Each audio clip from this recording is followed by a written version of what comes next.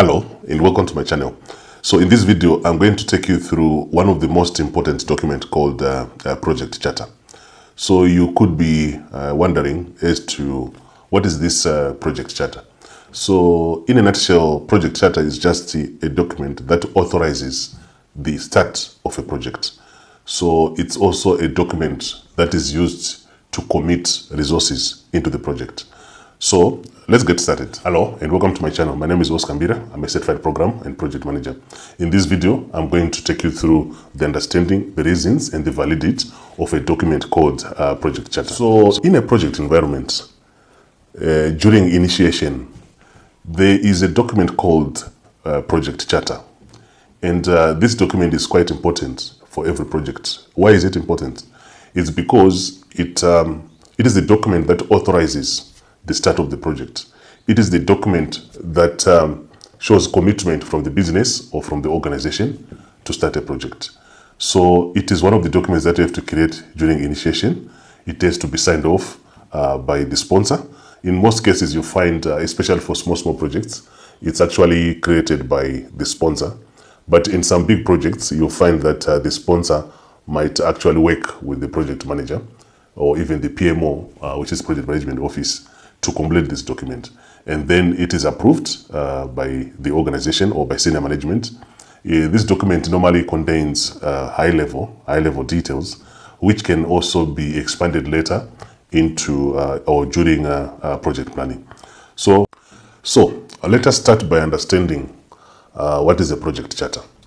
So a project charter is a document that is created during initiation stage of a project, and it's used mainly for three main purposes. So the first one is the document that is used to authorize the project. So let me expand a bit on this. So you don't just start by running a project in a business environment or in any organization. In most cases, projects, they consume a lot of resources, both human resources and also non-human resources.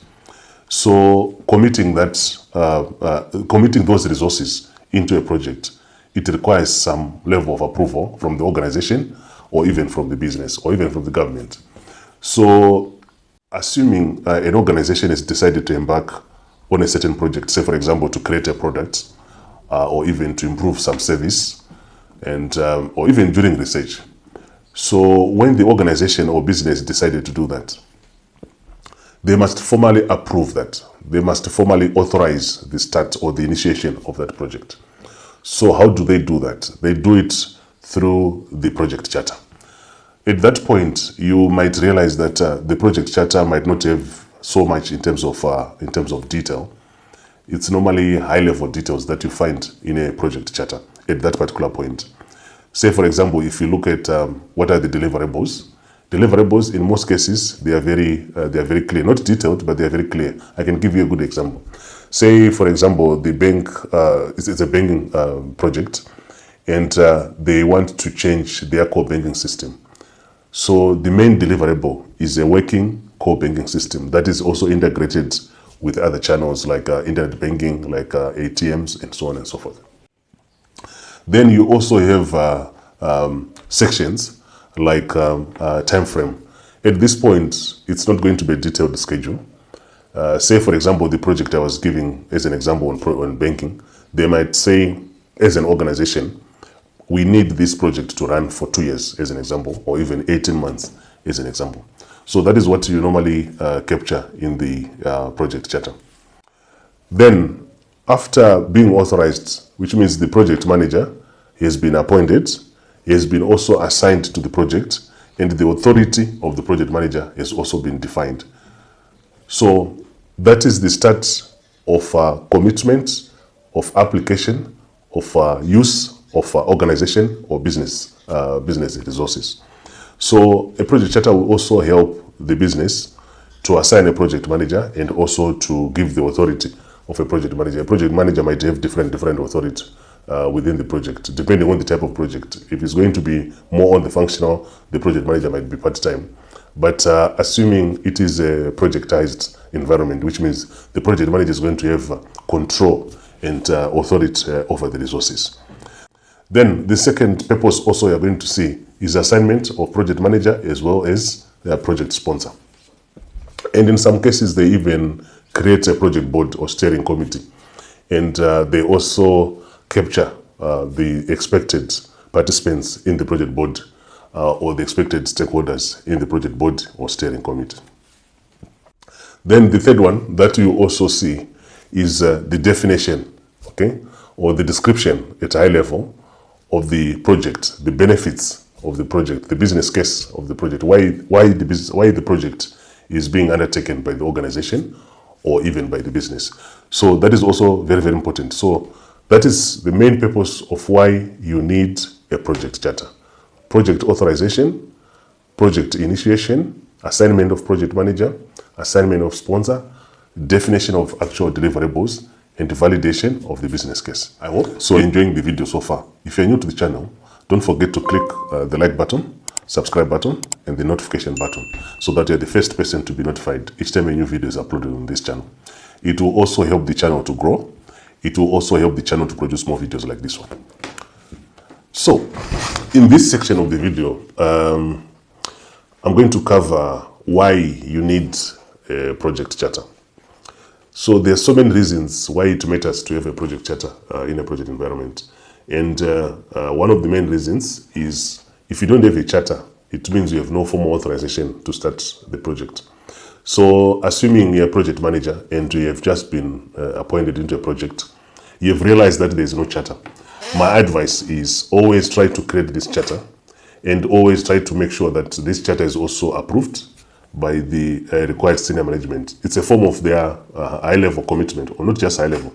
It is a form of commitment they're going to give to the project. So if there's no charter, make sure that you create the charter, get it approved or authorized so that you can start the project. And also why it matters is if the project charter is not created, the project manager does not have the authority to commit resources, does not even have the authority to request resources or even to assign resources into a project. So it is quite important that you should always have this charter, and that is why the charter matters to you. Then the other reason why it matters to have a project charter is also the stakeholders should be able to understand, define, and know what is in scope and what is not in scope. Also the goals of the project, what is success of the project, what is failure of the project. All this information must be captured in a project charter. So if that is not available, the project charter, it will be very difficult either to engage or even to manage stakeholders going forward. Then the last one is the risk, also the budget, also they're not baselined. You know, you have no starting point. So in the project charter, this is where you're going to capture information like your schedule period. 2 years. This is where you're going to capture information like your schedule period, 2 years, 1 year, or budget. Is it $1,600,000, and so on and so forth. So it's quite important that you have this project charter when you're initiating the project. Make sure that in terms of scope, everything is clear. In terms of budget, everything is clear. Timelines. Also, you need to capture the constraints, the assumptions. We're going to cover these items as we go through the contents of the project charter. In this part of the video, we are going to cover the contents of a project charter. So there are basically 14 components or elements that you should expect, or sections that you should expect in a project charter. So we are going to go through them one by one to try to understand exactly what are these contents and what do they represent, what are you supposed to capture, and what is required. So the first part that we are going to cover is the purpose of the project, or project purpose. I can tell you from my experience, once you don't understand the purpose of the project, once there is no clarity in terms of what exactly do you want to achieve when executing that project, then the definition of success or failure of the project becomes very, very difficult. So it is advisable that you should always capture the purpose of the project, and you should state it clearly. Why are you embarking on this project? In terms of business case, how does it link to business case? So it is quite important that you capture the purpose. Then the next part is also to capture the high-level project description. What do we mean by this? when you're creating your project charter, it is quite important that you describe exactly what the project is trying to achieve clearly. What is it it's going to achieve? Remember from the definition of project, which is a temporal endeavor to produce a unique product or produce a unique service or even to produce a unique result. So in this section of the project charter, when it comes to project description, you don't need to be very detailed, but you just have to describe exactly what is the purpose of this project. Why are you embarking on this project? What are the benefits of this project? That has to be clearly stated in the project charter. When you are creating project charter, one of the most important sections to consider is the boundaries, which means in terms of scope. What is in scope? What is out of scope? This is a very, very important section for project charter because it's going to feed more into planning stage. When you go into planning phase or planning stage of a project, you should be able to know and to pick what is in scope and what is out of scope. How do you pick that? You start from the project charter. Project charter is going to clearly say this particular, say for example, you are implementing a software project or software system. The project charter is going to be clearly stating what is in scope in terms of modules, what is not in scope. For example, it might say in terms of application security, you might find it in scope. But when it comes to maybe sending of email to external stakeholders, it's out of scope. So this section is very, very important. And you should always revisit this section because it defines exactly what is going to be done in the project, what is not going to be part of the project. And that is very, very important to consider. Then the other section, which is very, very important, is key deliverables of the project. You need to capture in the project charter what are the key deliverables that you should expect to see or to have either during the project or even after the project. So that is very, very important to consider. So when you're creating a project charter, you should always have some high-level requirements. And in small projects, you find the sponsor will provide the high-level requirements. And then in some big projects, the sponsor might work with a group of people, including even project manager, to make sure that they are captured properly, or senior users who are going to provide the requirements. So the high-level requirements must exist in the project charter. So you could be asking, why are we capturing requirements at a project charter level? Remember, project charter is actually created during initiation stage. So if it is created during initiation stage, people have to understand in terms of requirements, what exactly is going to be expected of the project in terms of result, in terms of product, or even in terms of service. So this high-level requirement should always be there and should be validated by the project sponsor. The other section that you should always make sure is captured in a project charter is the high-level risks. I can tell you there are so many high-level risks that you can pick before you even start the project, and they can come from different sources. And one of them, it could be from lessons learned. Okay, so you can learn lessons or you can capture lessons based on the projects that were executed in the project in the organization, and also you can also learn lessons from projects that were executed from the industry type that you might be running. It could be financial industry, it could be manufacturing, research, and so on and so forth. So these lessons already can help you to pick some of these high-level risks. You can also pick the high-level risks from expert judgment, where you have some experts who are quick to let you know that, say for example, when it comes to vendor management, they will tell you that it's most likely that the contract might take 3, 4, 6 months to be signed during the procurement process. So you already put that. You can already put that as a high risk item in the project charter. You might also pick it from what are called organizational process assets. So organizational process assets, these are like, for example, templates that you might pick, policies also from the organization. You can have even procedures that you can have from the organization, or even processes. So this can also help you to pick some of these high-level risks. during the creation of a project charter. So like any endeavor, there is no way you can try to run a project without appreciating, without documenting the objectives and also the success criteria. So when you're completing your project charter, you have to make sure that you have captured the objectives of the project. And these objectives, they must be SMART, which means it must be very clear in terms of are they achievable? Do they have a time limit? Are they also measurable? So it must be SMART. So when you say SMART project objectives, they must be like that in a project environment. Then also when it comes to criteria for success, you should agree upfront. When you say the project was successful, what does it mean? I've seen so many project managers making a mistake, thinking that delivering a project within scope, within time, and then within budget is success. I can tell you the group of people or group of stakeholders who can confirm success or failure of a project, they are the users. By users, what do I mean? Those who are going to use the final product, those who are going to be affected by the final product. So those are the ones who are supposed to define whether success or fail. And that has to be captured in the project charter. It must be captured.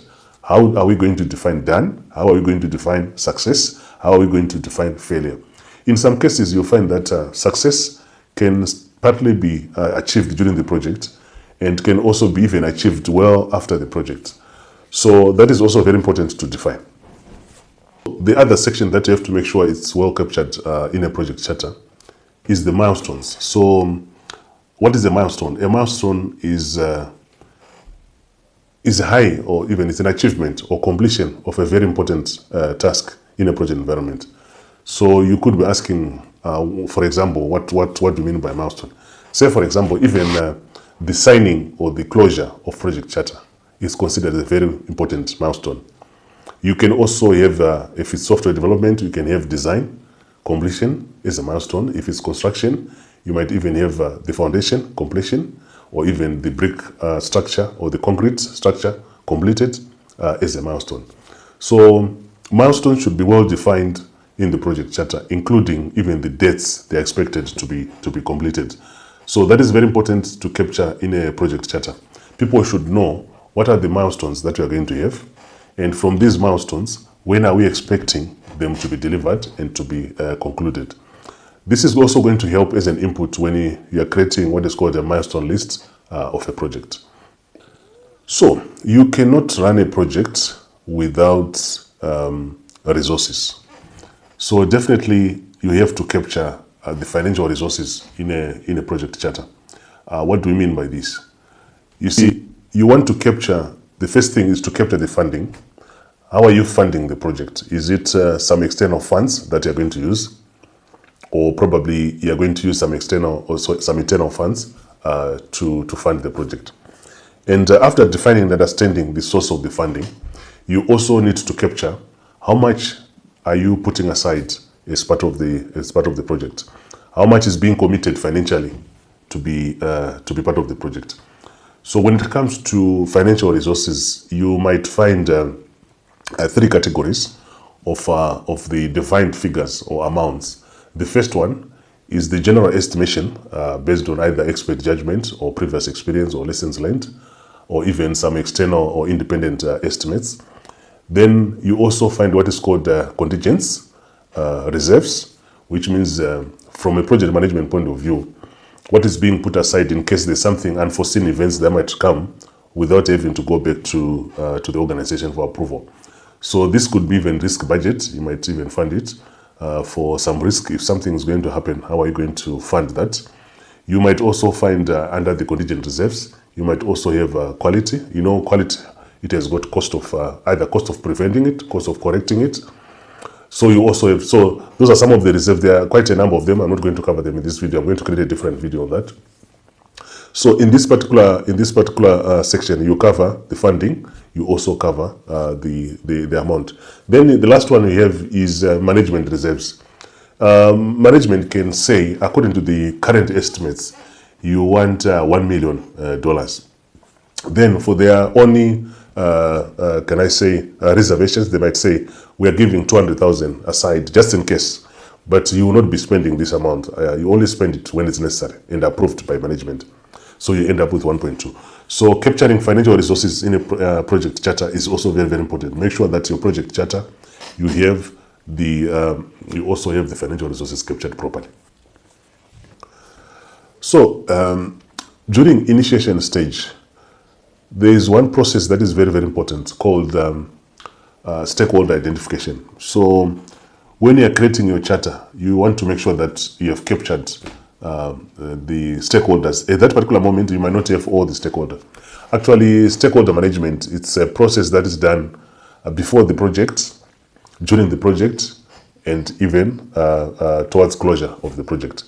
If you want to understand more about stakeholder management, I've created a video on stakeholder management. You can also check it on my channel. I'm also going to leave a link in the description. So you need to create a stakeholder list on the project charter to clearly state which stakeholders do you have in the project, what do you expect them to, or what is the expectation in the project, how are they affected by the project. Remember, a stakeholder is anyone who is affected negatively or positively, or anyone who is going to affect the project, or anyone who is perceived to be affected by the project. So you need to capture those stakeholders at the beginning and also during the creation of the project charter. So you also need to capture project approval requirements. How are you going to approve requirements in the project? How are you going to make some decisions in a project? How are you going to make sure that some deliverables are actually delivered in a project? So that has to be captured in a project charter. It's quite important that you include that section also. So during creation of project charter, you want to understand exit criteria. When you say you want to exit the project, you want to exit a phase, what has to be done first? So the exit criteria must be defined, well defined, and this must come from the users or the end beneficiaries of the system, or if it's not the system, it will be a result, a product, or even the project. So the beneficiary of the project should be the ones defining the criteria, exit criteria. Don't make a mistake I've seen in my experience where either the vendor is trying to define the exit criteria, or it could be even the project manager trying to do that. We as project manager, we don't define exit criteria. It is the users and the beneficiaries of the project who are supposed to define the exit criteria. So the exit criteria should be well defined in the project charter. So a project charter must always define the PM. And in most cases, you'll find you even put names of the PMs where it's applicable. And it can also define the authority. This is very, very important. The authority of a PM is very important, especially if you're a PM. You need to know to what extent do you influence the project. To what extent do you spend without asking for approval? To what extent do you manage resources without being affected by either functional departments or anybody else in the organization? So the authority and assignment of project manager should be well defined in the project charter. Remember, the project charter is going to be it's going to be a blueprint of the project. It's going to give you the approval. It's going to give you the authority as a project manager, for example. So the authority must be well defined in the project charter. Also, the same applies to project sponsor. The project sponsor must be also be part of the project charter, although this can change when people move or change from one place to the other. So that is why some people, they try to avoid putting names, but in most cases, putting names is also very important because it gives more for accountability. And also the authority of the project or sponsor should be well defined in the project charter. For example, how much can be approved by the project sponsor without going to the project board or steering committee or even senior management of the organization. And also in terms of resources, non-human or human resources, to what extent can the sponsor be accountable, or to what extent can the sponsor commit those resources. So it's also quite important that you capture this in the project charter. If you want me to create additional videos based on what we have covered in this video, or there's a concept or there's an idea which you think you need additional videos on that, you can reach out to me or you can let me know in the comment section below. Thank you for watching.